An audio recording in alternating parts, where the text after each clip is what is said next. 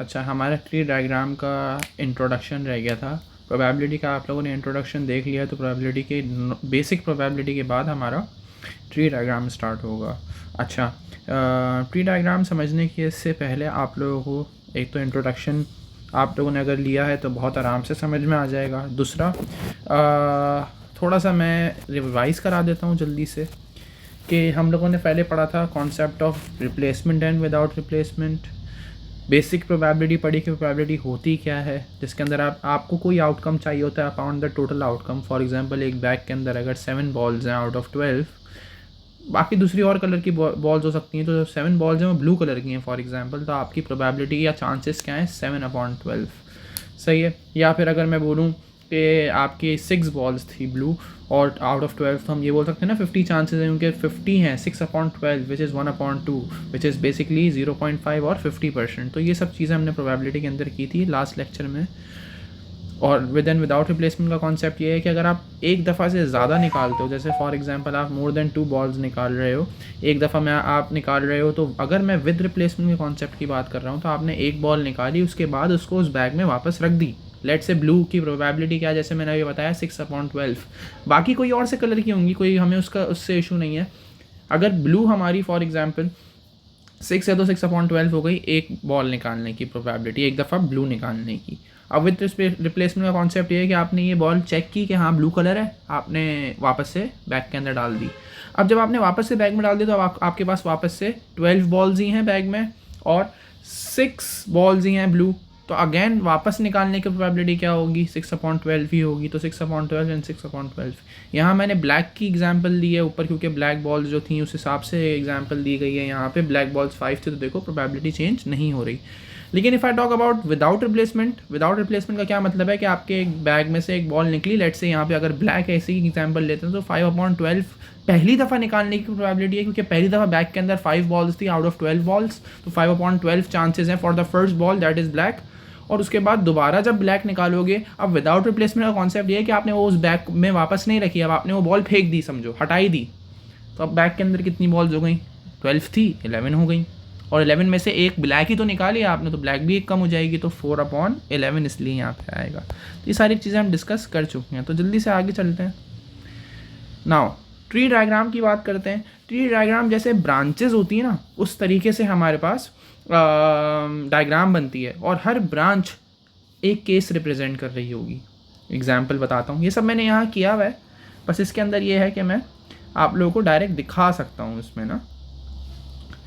अब जैसे यहाँ पे हमारे पास एक वही एग्जाम्पल है कि हमारे पास जो है 5/12 ब्लैक बॉल हो गई। ब्लैक बॉल की प्रोबेबिलिटी हो गई, क्यों, देखो इस बैग के अंदर देखो 5 ब्लैक बॉल्स हैं out of total 12 balls, and 6/12 red की हो गई, क्योंकि 6 रेड बॉल्स हैं, तो 50% chance of taking out red ball. और थर्ड में ब्लू की हो गई हमारी प्रोबेबिलिटी 1/12, क्योंकि एक ही बॉल है। ठीक है, आगे चलते हैं। विदाउट रिप्लेसमेंट का कॉन्सेप्ट आता है, ट्री डायग्राम में भी विद एंड विदाउट रिप्लेसमेंट दोनों आता है। तो विदाउट रिप्लेसमेंट का कॉन्सेप्ट से अगर ट्री डायग्राम बनाएं, तो आप लोग देख सकते हो यहाँ पे ये एक कलर रिप्रेजेंट कर रहा है एक ब्रांच, और ये ब्रांच रिप्रेजेंट कर रही है एक केस। क्या मतलब हुआ, लेट से आपने ब्लैक निकाली बॉल, ठीक है, पहली दफ़ा ब्लैक निकालने की क्या प्रोबेबिलिटी थी, मैंने ऊपर लिखी हुई भी है, out of total 12 5 black balls थी, तो 5/12 पहली दफ़ा निकालने की प्रोबेबिलिटी है। अगर दोबारा ही ब्लैक निकालते हो तो क्या प्रोबेबिलिटी बनेगी, 4/11। ठीक है, इसी के साथ साथ ये एक केस हो गया पूरा। ठीक है, फर्स्ट ट्राई में आपने क्या करा, ब्लैक निकाली, सेकंड ट्राई में भी आपने ब्लैक निकाली। अब केस 2 को देखते हैं कि अगर पहली बार निकालने में ब्लैक बॉल आई है, प्रोबेबिलिटी क्या होगी 5/12, लेकिन ब्लैक के बाद आपने अब निकाली है रेड, तो देखो ये ब्रांच चेंज हो रही है, एक ही ऑरेंज कलर का कलर को फॉलो करो। ये ऑरेंज कलर जो है बेसिकली एक ब्रांच रिप्रेजेंट कर रहा है, दूसरी वाली जिसमें एक दफ़ा केस में ब्लैक निकली है और एक दफ़ा दूसरे वाले केस में रेड निकली है। अब आप प्रोबेबिलिटीज़ को भी गौर से देखो, this is without replacement concept. इसका मतलब आपने ब्लैक निकाल के फेंक दी। अब टोटल बॉल्स कितनी हैं आपके पास, फर्स्ट ट्राई के बाद अब टोटल बॉल कितनी है, 11 टोटल बॉल्स हैं, और 11 में से 6 रेड कितनी होंगी, रेड अभी 6 ही होंगी, क्योंकि रेड को तो हमने छेड़ा ही नहीं है, तो 6/11 इसलिए इसकी प्रोबेबिलिटी होगी। अब याद रहे ये ऊपर वाली ब्रांच से लिंक नहीं है, तो इस पे कंफ्यूज नहीं होना। ठीक है, आगे चलते हैं। अगर ब्लैक फर्स्ट टाइम में आई है तो प्रोबेबिलिटी 5/12 है, और उसी के बाद ब्लू आई है तो ब्लू निकालने की प्रोबेबिलिटी क्या है, 1/11 है। क्यों? क्योंकि एक कम हो गई टोटल में से, और ब्लू कितनी थी हमारे पास, ब्लू हमारे पास एक ही थी पूरे बैग में। तो जब आपने एक ब्लैक निकाल के हटा दी, विदाउट रिप्लेसमेंट कॉन्सेप्ट आपने हटा दी, तो अब टोटल बॉल्स कितनी बची हैं, 11। और अब ब्लू निकाल रहे हैं, समझो ब्लैक के बाद ब्लू निकले तो ये दूसरी ब्रांच है, बाकी ब्रांचेस से कनेक्टेड नहीं है, तो ब्लैक के बाद ब्लू निकल रही है, इसका मतलब है ब्लू कितनी है हमारे पास बैग के अंदर, एक ही है, तो 1/11 प्रोबेबिलिटी बनेगी। चलो इसी तरीके से ट्री डायग्राम के अंदर हमारे पास अगर शुरू में ही हमारी रेड निकली है, बिल्कुल अलग ब्रांच है, तो शुरू में रेड निकलने की प्रोबेबिलिटी क्या होगी, 6/12, बिकॉज टोटल 12 थी और रेड 6 है। और रेड के बाद ब्लैक निकल जाए तो क्योंकि आपने रेड निकाल ली, आपके पास एक रेड बॉल आई और आपने अब हटा दी उसको, और अब आपके पास कितनी बॉल्स होंगी, 11, और 11 बॉल्स होंगी, और ब्लैक कितनी थी, उनमें से 5 थी, तो 5/11 प्रोबेबिलिटी बन जाएगी। ये क्या प्रोबेबिलिटी है, रेड के बाद ब्लैक की प्रोबेबिलिटी है। आगे चलते हैं, अगर रेड के बाद ही रेड निकले तो क्या प्रोबेबिलिटी बनेगी, पहली दफ़ा रेड निकालने की प्रोबेबिलिटी है 6/12, क्योंकि 6 बॉल थी आउट ऑफ 12। अब दोबारा आप रेड निकाल रहे हो तो एक रेड निकाल चुके हो, हटा चुके हो, विदाउट रिप्लेसमेंट कॉन्सेप्ट है, वापस बैग में नहीं डाल रहे, तो अब प्रोबेबिलिटी कितनी, टोटल बॉल्स कितनी हो जाएंगी, 11, और उन टोटल बॉल में भी एक डिक्रीज़ हुआ, और आपने रेड भी निकाली थी, तो पहले 6 रेड थी तो अब 5 रेड हो गई, तो दूसरी दफ़ा रेड निकालने की प्रोबेबिलिटी क्या होगी, 5/11। 5 इसलिए लिखा है मैंने क्योंकि रेड भी कम हुई है, एक रेड कम हो गई है, और टोटल जब आपने एक रेड हटा दी है, एक बैग में से एक रेड हटा दी, तो टोटल में भी फ़र्क आएगा, 11 हो जाएगी 12 से, और इसके साथ साथ आपके पास 6 रेड बॉल थी प्रीवियसली, अब आपने एक रेड निकाल दिए तो एक कम हो गई है। अच्छा, उसके बाद अगर ऐसा केस होता कि रेड बॉल के बाद ब्लू बॉल निकलती, तो पहली दफ़ा रेड निकालने की प्रोबेबिलिटी क्या होगी, 6/12, और उसके बाद रेड के बाद फ़ौरन ब्लू निकालनी तो 1/11 होगी। क्यों? क्योंकि बैग में 1 ब्लू बॉल थी और एक बॉल क्योंकि रेड पहले निकल चुके, टोटल में भी डिक्रीज़ हो गया। फाइनली अगर पहली ब्रांच ही ब्लू की होती, फर्स्ट ट्राई में ही ब्लू निकली होती, तो 1/12 प्रोबेबिलिटी है, क्योंकि एक बॉल पड़ी हुई है ब्लू आउट ऑफ 12, बहुत कम चांसेस हैं, जाहिर सी बात है, बहुत सारी अलग अलग तरह की बॉल्स हैं, लेकिन ब्लू सिर्फ जो है वो आउट ऑफ 12 सिर्फ एक ही है, तो बहुत कम चांसेस होंगे ना, आप बार बार ट्राई करो, बहुत कम लकी होगी कि आपकी ब्लू निकल जाए फर्स्ट अटैम्प्ट पे, तो 1/12 का मतलब है बहुत छोटी, 1/12 बहुत छोटी अमाउंट है बेसिकली, या छोटी प्रोबेबिलिटी है, पॉसिबिलिटी बहुत छोटी है।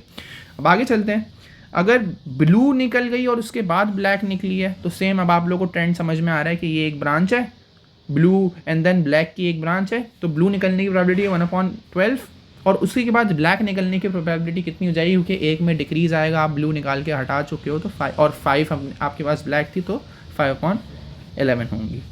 साथ ही साथ अगर ब्लू के बाद रेड निकलती, तो पहली दफ़ा ब्लू निकालने की प्रोबेबिलिटी 1/12, और फिर उसके बाद रेड निकालें तो एक डिक्रीज़ कर देंगे 11, और 6 रेड थी ओरिजिनली, तो 6/11 हो जाएगा। लास्ट में अगर वो बोलें कि ब्लू के बाद ब्लू निकल रही है, ऐसा पॉसिबल नहीं है ना, क्यों? क्योंकि एक ही ब्लू है बैग के अंदर, तो फिर क्या प्रोबेबिलिटी बनेगी, पहली दफ़ा ब्लू निकालने की 1/12, लेकिन दोबारा ब्लू निकालने की पॉसिबिलिटी होगी ही नहीं, तो हमने तभी यहाँ पे प्रोबेबिलिटी पे 0 लिखा है। आगे चलते हैं। अब देखो और बेसिक एग्जांपल यहाँ पे मैंने दी है, क्योंकि अक्सर कन्फ्यूजन होती है 3 में, तो मैंने एक बिल्कुल बेसिक एग्जांपल दिया है कि ब्लैक वाइट की बात करते हैं। चलो, हमारे बैग में है 5 बॉल्स, जिसमें 3 ब्लैक हैं और 2 वाइट हैं। तो पहली दफ़ा आप देखो, ये पूरी एक ब्रांच है, ये रही एक पूरी एक ब्रांच, ये रही, तो इसमें ब्लैक पहली दफ़ा निकलेगी, और ब्लैक निकालने की प्रोबेबिलिटी क्या है, 3/5, क्योंकि आउट ऑफ 5 3 ब्लैक हैं, और ब्लैक के बाद दोबारा ब्लैक निकालने, अगेन अभी भी विदाउट रिप्लेसमेंट का ही कॉन्सेप्ट चल रहा है, तो देखो ब्लैक एक निकाल चुके हो, तो अब ब्लैक, अब जैसे फॉर एग्जांपल यहाँ मैं मिटा के दिखाता हूँ, एक ब्लैक निकाल दी भाई हमने, ठीक है, और ब्लैक जब हमने निकाल ली तो फिर कितनी ब्लैक्स बची हैं इसके अंदर, ऑफ कोर्स 2 ही बची हैं, तो 2/4, और आउट ऑफ 4 क्योंकि एक कम हो गई, 2/4 आपकी दूसरी दफ़ा ब्लैक निकालने की प्रोबेबिलिटी हो जाएगी। अच्छा, इसको मैं ज़रा दोबारा बना दूँ, चलो। अब हमारे पास अगर पहली दफ़ा निकालने की प्रोबेबिलिटी ब्लैक है, और दूसरी दफ़ा प्रोबेबिलिटी पहली दफ़ा ब्लैक निकल रही है, ब्रांच चेंज हो गई, और दूसरी दफ़ा फिर वाइट निकल रही है, तो पहली दफ़ा ब्लैक निकालने की प्रोबेबिलिटी थी 3/5, लेकिन ब्लैक के बाद वाइट निकालने की प्रोबेबिलिटी थी 2/4। रीज़न, क्योंकि 2 वाइट बॉल्स हैं, हमने अभी तक निकाली नहीं थी। अब मैं वाइट बॉल निकाल रहा हूँ और एक पहले से निकाल चुका हूँ, तो एक में डिक्रीज़ आएगा, टोटल बॉल्स में डिक्रीज़ आएगा विच इज़ 4, तभी यहाँ पे 2/4 लिखा हुआ है। अगर ऐसा होता कि पहले ही वाइट निकलती तो पहली दफ़ा वाइट निकालने की प्रोबेबिलिटी क्या होगी 2/5, और वाइट के बाद ब्लैक निकल जाए तो एक डिक्रीज़ कर दोगे, टोटल में से 4 नीचे आ गया और ऊपर 3, क्योंकि ब्लैक नहीं निकली थी। फर्स्ट ट्राई में क्या निकली थी, वाइट, तो ब्लैक तो हमने छेड़ी नहीं, ब्लैक 3 की 3 ही है। लेकिन अगर वाइट के फ़ौरन बाद ब्लैक निकल रही है तो फिर उसकी चांसेस क्या थे, 3/4 के थे। सही है। एक और बात ज़रूर समझ लेना, अक्सर बच्चे यहाँ घूम जाते हैं, यार यहाँ पे आएगा क्या, या इस तरह के उसमें घूम जाते हैं कि चलो हमने ऊपर वाला तो फिगर आउट कर लिया लेकिन नीचे वाला समझ में नहीं आ रहा क्या होगा। तो टेंशन लेने वाली बात नहीं है। क्यों, इसको आराम से एक चीज़ से कर सकते हो। कैसे कि आप ऐसे देख लो, अगर आप लोगों के पास फ्रैक्शन का कॉन्सेप्ट है कि आउट ऑफ 4 3 हैं, तो फिर 3 टोटल कितनी होनी चाहिए प्रोबेबिलिटी, मैंने हमेशा समझाया 1 होगी, मतलब 4/4 होगी प्रोबेबिलिटी अगर टोटल प्रोबेबिलिटी को डील कर रहे हैं।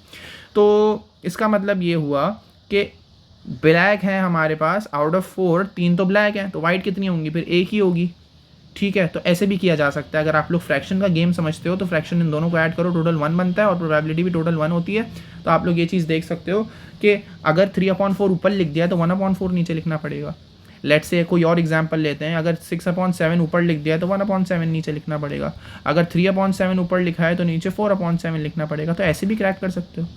अच्छा, अब मैं समझा भी देता हूँ एक दफ़ा। देखो, वाइट की प्रोबेबिलिटी थी फर्स्ट दफ़ा निकालने की 2/5, क्योंकि 2 पड़ी हुई थी वाइट आउट ऑफ टोटल 5, और उसके बाद दोबारा वाइट निकल रही है तो उसकी प्रोबेबिलिटी कितनी होगी, 1/4 की प्रोबेबिलिटी होगी।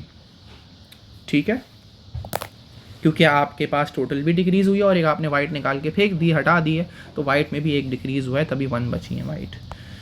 विद रिप्लेसमेंट का कॉन्सेप्ट होगा तो क्या है, जैसे हमने प्रीवियसली भी देखा था, विद रिप्लेसमेंट में ये क्या किया आपने कि सबसे पहले ब्लैक निकाली है, ब्लैक निकालने की प्रोबेबिलिटी कितनी है 3/5, और दोबारा ब्लैक निकाल रहे हो और रिप्लेस भी कर रहे हो। प्रोबेबिलिटी दोबारा ट्राई करने से पहले जो आपने बॉल निकाली थी ना फर्स्ट ट्राई में, वो आप वापस से बैग में डाल रहे हो या वापस बॉक्स में डाल रहे हो, तो टोटल नंबर चेंज नहीं होने वाले, तो 5 ही आएगा।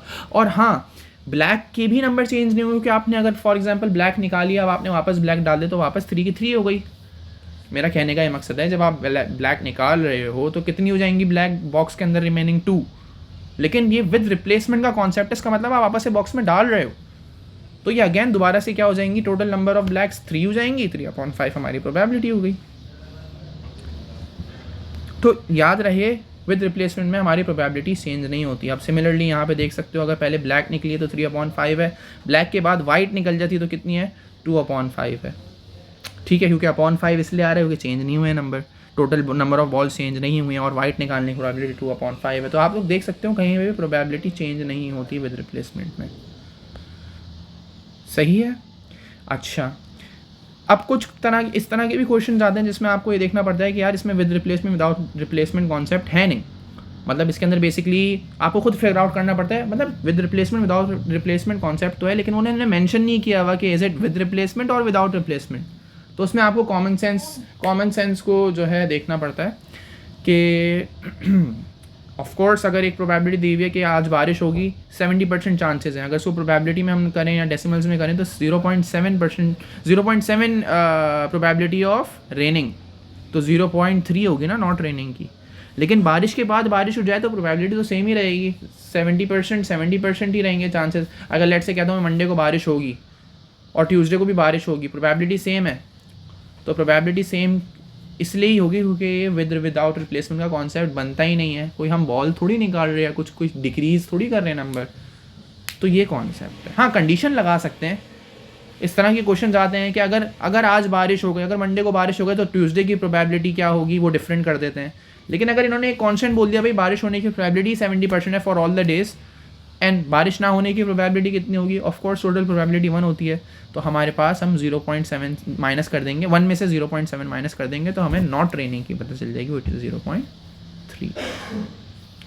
इसमें भी ट्री डायग्राम बनती है कि भाई रेन हो गई पहले मंडे रेन हुई, 0.7 प्रोबेबिलिटी है, ट्यूसडे भी रेन हो गई, 0.7 ही प्रोबेबिलिटी है, वेडनेसडे भी हो जाएगी 0.7 ही है। मैंने यहाँ ऐसे ही बना दिया था, वेडनेसडे का कॉन्सेप्ट नहीं है, या आप डाल सकते हो, कोई मसला डेज या ट्राइज तो जितनी भी करो कोई मसला नहीं है, ये आपकी ब्रांचेस बढ़ती रहेंगी बस, ये लिंक्ड है। देखो इसमें भी ये लिंक्ड है, देखो rain rain and then rain, या फिर ऐसा हो सकता था कि रेन नॉट, ये ब्रांचेस हैं, तो आप लोग ब्रांचेस का कॉन्सेप्ट ज़रूर समझना। अच्छा, अब हो सकता है मंडे को बारिश हुई है तो 0.7 चांसेस हैं, और ट्यूसडे को नहीं हुई है तो 0.3 चांसेस हैं, ठीक है। तो ये इस तरीके से चल रही है हमारे पास प्रोबेबिलिटी। तो ये ट्री डायग्राम थी हमारे पास, ये ट्री डायग्राम का लेक्चर था। बाकी ये सैम्पल स्पेस डायग्राम और ये बाकी सारी चीज़ें मैंने relative frequency and past paper question of the probability मैंने एक्सप्लेन किए हुए हैं नेक्स्ट वीडियोज़ में। अल्लाह हाफ़िज़।